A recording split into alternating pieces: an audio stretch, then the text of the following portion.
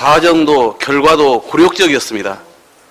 흔쾌히 합의했다던 한일 정상회담은 구체적 의제조차 확정하지 않은 회동에 불과했습니다. 회담 전부터 줄곧 일본으로부터 외면을 받더니 불쾌감을 드러낸 기시다 총리가 만나지 말자고 했다는 보도까지 나왔습니다. 반면 일본은 북한과는 조건 없이 만나겠다는 상반된 모습을 보였습니다.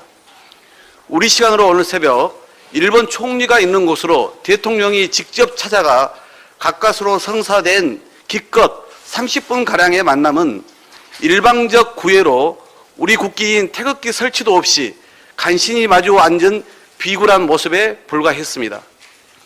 가장 중요한 강제징용 등 과거사 문제에 대한 진전은 전혀 없었습니다. 윤석열 정부의 빈손 외교, 비굴 외교에 대한 우려가 현실이 되었습니다.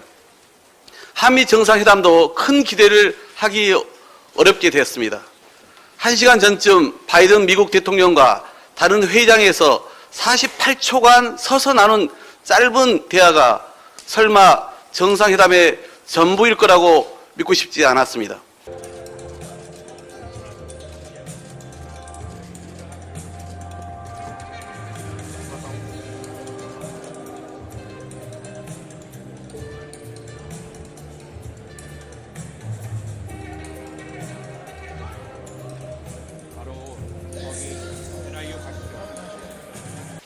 그게 전부라면 전기차 보조금 차별과 반도체 바이오 산업 압력 등 누누이 강조했던 주요한 경제 현안은 하나도 풀어내지 못한 것이라서 참으로 걱정입니다.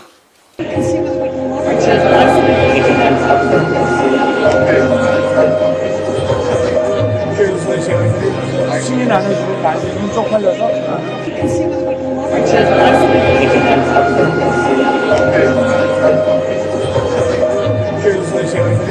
신이 나눠주고 나중에 쪽팔려서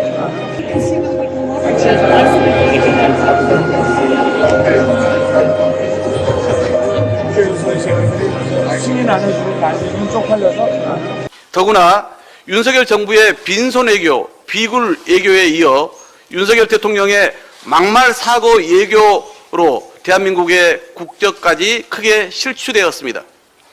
윤석열 대통령이 회의장을 나오면서 비속어로 미국 의회를 폄훼하는 발언이 고스란히 영상에 담겨 대형 외교 사고로 큰 물의를 일으켰습니다.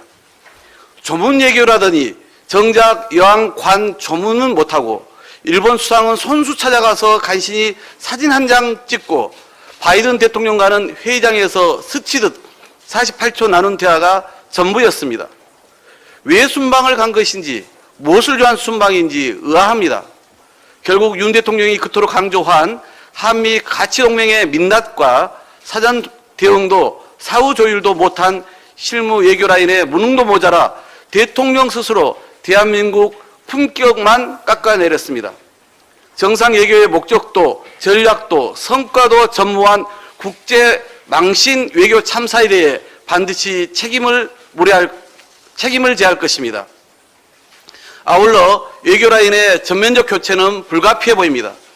외교의 실패는 정권의 실패에서 끝나는 것이 아니라 우리 국민과 기업 전체의 고통을 가져온다는 사실을 명심하기 바랍니다.